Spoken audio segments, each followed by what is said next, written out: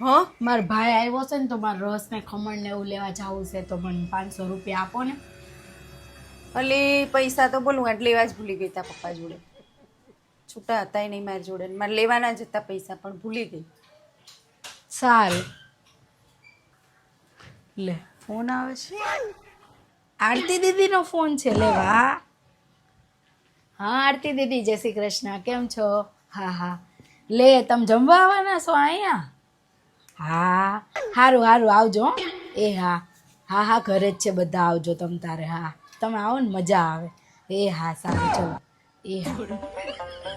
અરે કિશુ, હા હું શું કહેતી હતી, તું પૈસા માંગતી હતી ને? હા હા હા તે એટલે મારા ફોનમાં પડી છે નોટ, મને યાદ આવ્યું. કાલ મેં મૂક્યા હતા ને, મને યાદ આવ્યું, પડ્યા હતા. જા એવું છે? રસ ને ખમણ ને જીલા હોય ને લેતા હોય. તાર ભાઈ બિચારો કોકવાર આવ્યો હોય અને આપણે આવું બનાવીએ ને એના હાથ લાગે તો લેતી આવી જા. હું લેતી આવું હો. હા, અને કોનો ફોન આવ્યો હતો? ફોન પર વાત કરતી હતી. આરતી દીદીનો ફોન હતો. એ છે ને એવું છે? અહીંયા વાસ્તુમાં જમવા આવવાના છે તો મને કે અમે વાસ્તુમાં જમીન પછી ઘરે આવશું, એટલે મેં કીધું હારું, ને જમવા આવવાના છો એમ. સારું હું આવું હો. હા.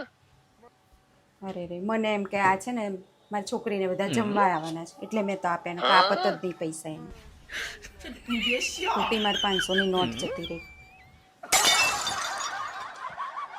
મને ખબર છે આ ડોસ્કી એમને એમ કાંઈ આપે જ નહીં, પણ આ તો છે ને એના છોકરીને એવું લાગ્યું કે મારી છોકરી આવવાની છે ખાવા, એટલે એણે એના મોબાઈલના કવરમાંથી કાઢ્યા. બાકી હા, મારા સાસુ કાંઈ આપે એવા છે એને 500 રૂપિયા. મારો ભાઈ આવ્યો છે ને એટલે તો આ કાંઈ ખર્ચે એવા નથી, પણ આ તો એમ બોલી ને હું કે આરતી જમવા આવવાની, એમ એવું સાંભળી ગયા ને એટલે કે લેતી આવી જાય કે એમને એમ કે આરતી આવવાની. મજા આવી ગઈ.